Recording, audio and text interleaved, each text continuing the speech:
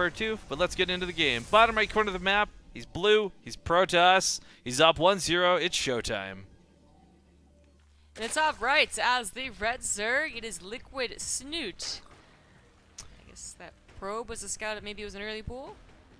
This scout actually is really important now. That he's not just seeing the base, but if he sees that this is a faster third or something really greedy for Snute, then showtime throws down pylons, and he rushes and he destroys Snute. So Well, he would if he wasn't planning on going to Nexus first himself. yeah. Yeah, and I guess that's why he sent out a probe so early. I mean, one, it is very possible he was afraid of an early pool. Two, if you are planning on Nexus firsting, this is the safest way to do it, obviously, for such things as an early pool. It's also important to note, yeah, if you can't attack because it's a 3-hatch, at least you know it's a 3-hatch and that you don't have to worry yourself about being attacked, and it's nice to know, like, it's kind of that no-rush situation. Or alternatively, if it is a gas pool, that speed is going to be on the way soon enough, and maybe a natural's okay, but don't try for a fast third as the Protoss. So I'm not sure if he chose to change his third location based on the Overlord confirming where showtime was, or because he didn't want to fuck with this probe. It's kind of interesting because the timing on that was so close. But either way, he scouts the base, finds his opponents. Yeah. This actually give you a huge indicator. Like maybe Snute didn't quite see that Nexus South, didn't know that was Hatch first or Nexus first or not, but seeing the Cyber Core now confirms it. So this is going to be a bit of a slow start to this game. What the fuck? Alright. Shut up! This is one of those things you don't ask about. Just go. Okay. Anywho. And this Overlord is now going to have some prime position to be off to the left and scout the main base, or of course scout the third, which also might be... I mean, there are fast third builds in general. Fast thirds are coming down in Legacy of the Void. Or of course, no third is also important to scout, because you don't know if they're 2-base all ending you. It's Lilac Crest after all, so it's one of the smaller maps we have, despite being the 4-player spawn. That's why an early pool could have been possible. That's why an all-in certainly could be possible too. Your immortal push would reach the Zerg really quickly if you were to do one. These spawn conditions also somewhat kind of favor a War Prism, just because you get into that dead space in the main so quickly as showtime. So. What was the Adept see? That's quite a few Lings, but I think he just remembers last game. You know, the typical pressure that accompanies being versus a Protoss. So the Adepts go to the third base actually, kill the larva. It's very important to note that the Mothership Core being made this game is at a better time. I definitely think that has a lot more to do with Lilac Crest than showtime picking some build. After all, you're going to need those overcharges more on this map than most others. Well, there is the Robo and the Adepts upgrade fairly quickly here, so not going to quite call an all-in yet, but there aren't any gases of the natural, and the War Prism Adept all-in is still powerful. Yeah, Resonating Glaives, for those who don't know, is a 40% attack speed increase to Adepts, so it can certainly make them attack a lot faster. It makes them even more effective against non-light units, but we'll see if he gets to the point where he gets to abuse them or not. In general, as just like a straight-up fight can be good. So no speed at all for these things? I know, that's why I'm sitting here like... I guess if you don't invest in too many, it's not bad, but also... why would you not want to have Lings versus Protoss, right? They're so good versus Stalkers. Counterattacks versus Stalkers, catching units if they're harassing you. I mean, it just seems like such a worthwhile upgrade most of the time. But yeah, whether it's on purpose or not, he's not going to have it for this upcoming fight, and it is looking more and more like an all-in. And he still don't have a... Oh, never mind. That is the third he's going to take. I really didn't expect him to take the forward third. So I thought that was going to be a probe for a pylon, even though we don't usually see that anymore. Well, it is a probe for a pylon. Well, technically yes, but to expand forward like this is quite ballsy. I like this because A, he knows Snute's third positioning. And I kind of, by being here and establishing his presence first, it's going to deter Snute from taking a fourth here and force Snute to take a fourth more exposed. But also, again, like with overcharges being the way they are, expanding towards your opponent, I'd say more viable now than it was in HOTS. Is this a good idea, though? We'll find out as the game plays out. I honestly have no idea. Yeah, I like it, though. I really do like it. So I guess he's getting a third. He's also getting the production to match it, as well as, soon enough, which should be starting probes up again. This little bit of harassment is going to be very important to be consistent, as you don't want Snute just being able to immediately counter after killing your Warp Prism. I don't think Snoot's seen the third yet. His Overlord is at the typical third, and he might be a little worried, but he hasn't seen the forward third yet. Well, those not speedy lings will find it soon. Yeah, not speedy lings. He did start Metablockers, by the way. So, small side note to this. People who are lamenting over the lack of Terrans, and I feel you. Me and Zambria feel you. That's why we tried to cast Bunny in as much as we could before they were all knocked out. We do have the North American qualifier starting up after this. Again, tentative on how much of that we'll do, but hopefully we'll get to see some more good Terrans over there as well. Yeah. I do wonder if Snute was any misreads went along as we did, like, you know, not seeing the third go down at location. Did he, you know, accidentally not drone enough here? Would he have been on a fourth already had he known ShoWTimE's plan to get a third?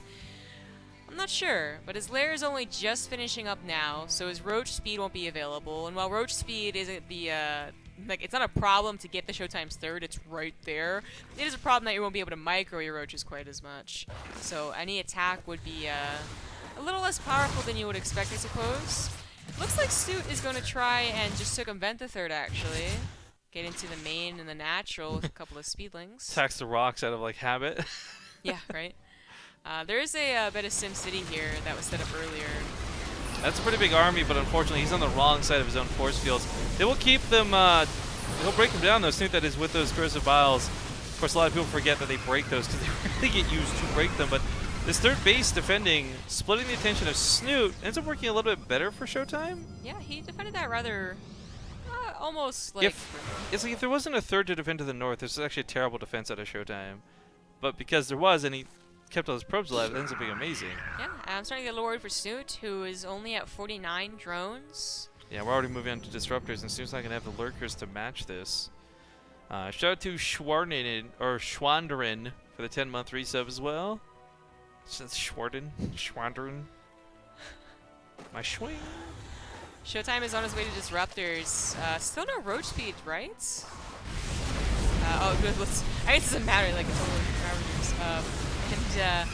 I guess their micro is mostly on their attack, not so much running away, but this is odd. Not army composition, as anything touches it, and most of the Ravagers will die.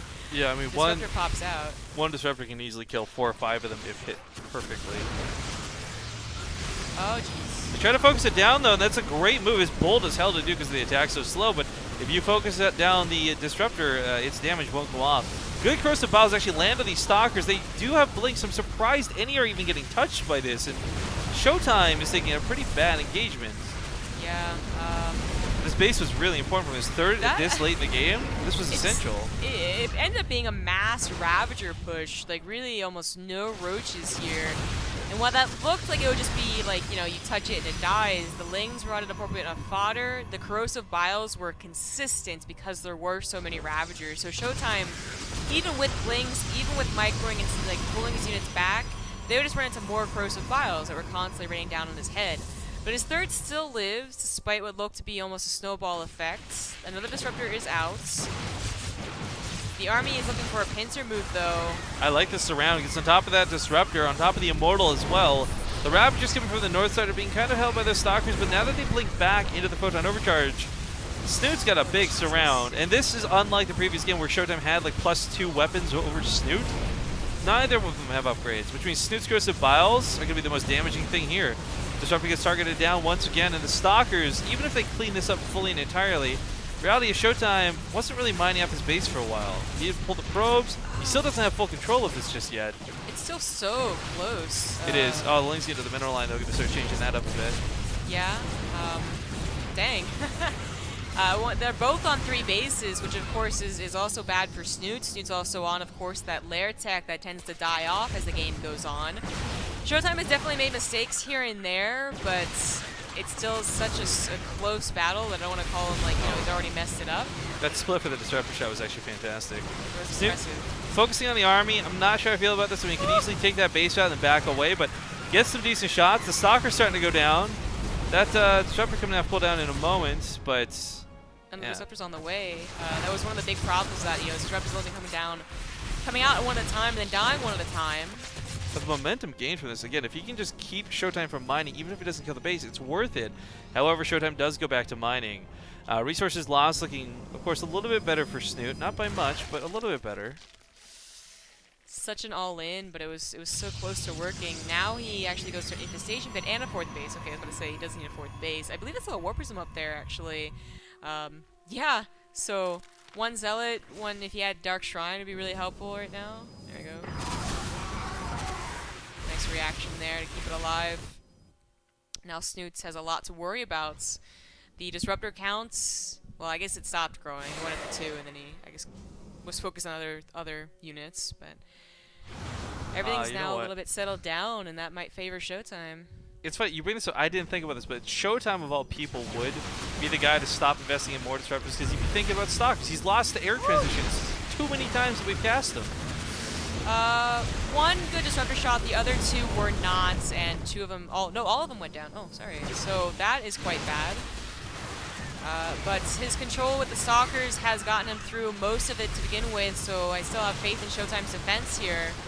You know, I just want to point out how big of a difference charge lots would make in this instance as well. Like, the depths aren't bad, but if he had gone for charge instead of resonating glaives, he would be dealing with these Ravagers no problem. Very close, taking a lot of shots in the face, but just barely missed on the Corsair Biles. Corsair Biles also just barely missing the line of probes, which were evacuated from the Lings, but are now being sent back. This is crazy bold, not bold. Crazy bold. He keeps going back to mining. Well, yeah, we went over that. He keeps going back to mining during combat. Like, this is working out, was up to this point working out for him, but risky as hell. Now the probe's getting kind of focused down a little bit. Shots getting fired. Corsair Biles hitting quite a few Stalkers. This is such a crazy tug-of-war, though. No one can seem to break the other's position. ShoWTimE can't counter-push. He's trying to with a War Prism. And Snute can't kill that base.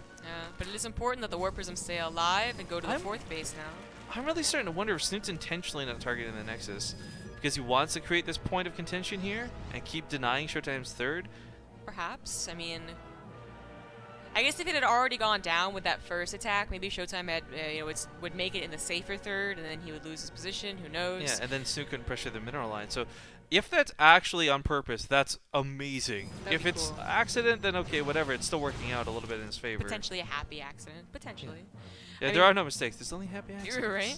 It really is such back and forth that the slightest things could have been devastating. They could have been, not such a big deal as we might think, too, honestly. So much of this has come down to Ravager shots, which are literally hit or miss. Yes, but now we have Vipers. I didn't realize we had gotten a Hive Text while this was going on. Abduct's going to be really good to have now. You grab that Disruptor and just put it right in the heart of your army. You're going to focus it down so quickly. ShoWTimE, it's if he had been able to just sneak in either charge or a 4th base, I think would be a lot better off. But of course, charge is just something he's thinking of. He's already invested so much into not Zealots too that the upgrade would have been useless for a while. And the 4th base is covered with creep, and to spare even 1 Stalker to go kill that's kind of a big deal. His micro has been so precise so far and so difficult that I wouldn't blame him not thinking about that 4th base at all quite yet. I don't know what Jesse's and Queens of the fan, but they're getting the job done. Meal, other side of the map. Blinding Cloud's going to possibly come down. Those can stop the photon overcharges. Abducts, of course, on the disruptors, huge priority. As these do get... Oh, some amazing shots up! Oh my god, but even then, there's so many more Ravagers where that came from. So the Blinding Cloud on the north going to dissipate here soon. More Blinding Clouds coming down to stop the pylons from overcharging. A line of Corsair Biles, and I think Snute, he's either going to lose all of his Ravagers, so he's finally going to break this base. More Corsair Biles going down on the Stalkers to the right side. I cannot believe that ShoWTimE keeps any of these units alive sometimes, though. All of the Corsair Biles that are available was a mass Ravager army, and his Flintsuckers are still alive, in fact. But not for long. Even they're starting to win this specific fight, but Snute does have the bigger bank. And he's got a bigger supply still behind this. Last couple Stalkers getting picked off. I cannot believe he held. The base is gonna freaking live still. That was pretty insane, but he's still gonna lose the game, it looks like. Yeah, here comes those roaches. Snute not wanting to go down 2-0 to ShoWTimE. Although it's still, this is... The army supplies have finally tipped heavily in Snute's favor, but for a long time this game could have gone either direction. I think Snute's 4th being secured the way it is finally what gave him what he needed to win this, though. I don't think... If you don't watch a lot of Protoss, you don't play Protoss or Zerg, I suppose, too. I don't think you know how many situations that they're just you would have just given up. You would have seen like 5 Yeah. things happening, and be like, I guess I'm done. Like, just just let the Blink Stalkers die. throw the keyboard in the air. Like, But oh. ShoWTimE has always, even despite being down to like 6 Stalkers against 20 Ravagers, stayed in the game and microed and made sure his Mothership Core stayed alive and microed his probes back to the mineral line. It's been very impressive Protoss play so far, but it's just not quite enough. Well, the small contingency of stalkers that have been absolute badass in this game. Trying to hold that third. We do have like some harass elsewhere on the map. The third base going down means ShoWTimE is no longer mining, and that's why his supply finally started wearing off. Again, I'm not sure if Snute did this intentionally. If he did, GG. This was some of the smartest tactics I've ever seen.